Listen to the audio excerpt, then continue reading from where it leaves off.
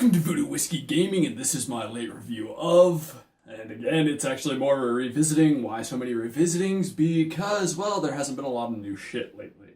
But this is my late review slash revisiting of Indigo Prophecy, or Fahrenheit, whichever you want to call it. I played it on the PS4. It's also available on Steam. This is another PS2 on PS4 game, and I wanted to go back and replay it because I remembered enjoying the story a lot. So I was like, you know what, I'd like to re-experience that story since we're in kind of a down period in games. Hopefully I'll have something new to actually play and review soon. In Indigo Prophecy, you play as Lucas Kane, who is going through some really weird shit.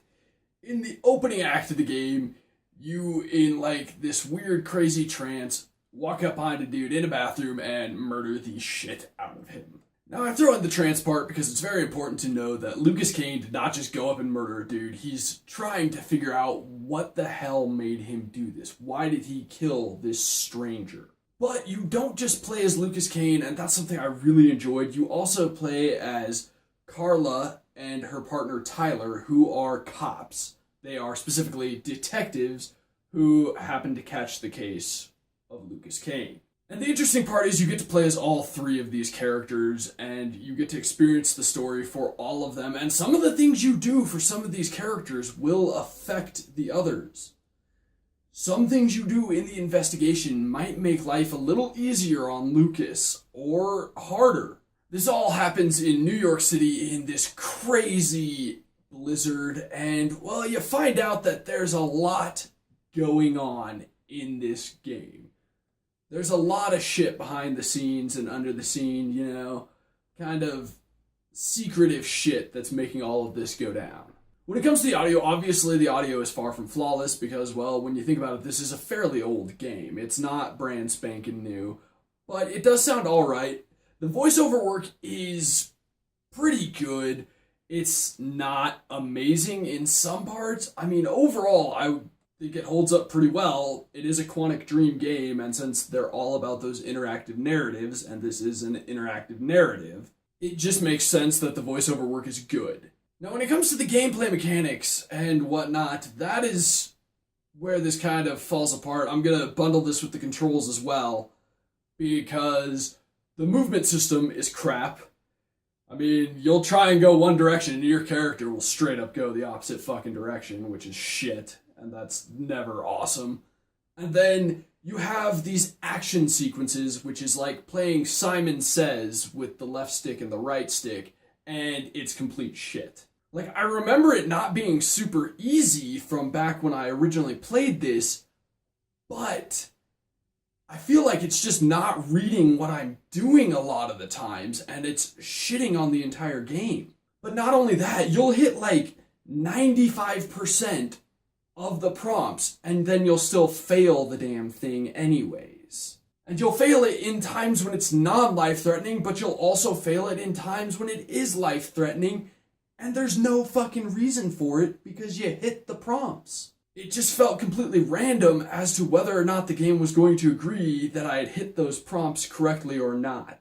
Now, obviously, I'm jumping at that right away because it was super important. As for the gameplay mechanics, like I said, interactive narrative, so it's a lot of walking about, finding things, investigating things, and then action sequences, which can take a variety of things. It could just be simple joystick swipes for certain smaller, less important actions. But then there's like the Simon Says game that I mentioned earlier, which is for the bigger action sequences, which obviously have much larger and more important consequences. The ideas are solid, and you've seen a lot of these ideas in later Quantic Dream games like Beyond Two Souls or Heavy Rain, but they actually work there, whereas in this game, like, the action sequences do not work for shit.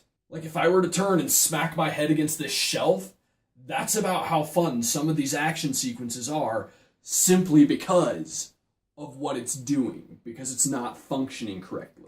One kind of interesting thing in this game is the sanity meter, essentially, for your characters, and based on whether or not you succeed in some of the action sequences or finding certain things, certain conversations, etc., it'll go up and down and it'll keep your character more well balanced.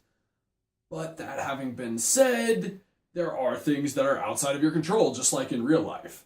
So I thought that was cool, but it's not something that's cool enough to save you from the terrible controls. Then lastly, there are the graphics, and woof, oh, yeah.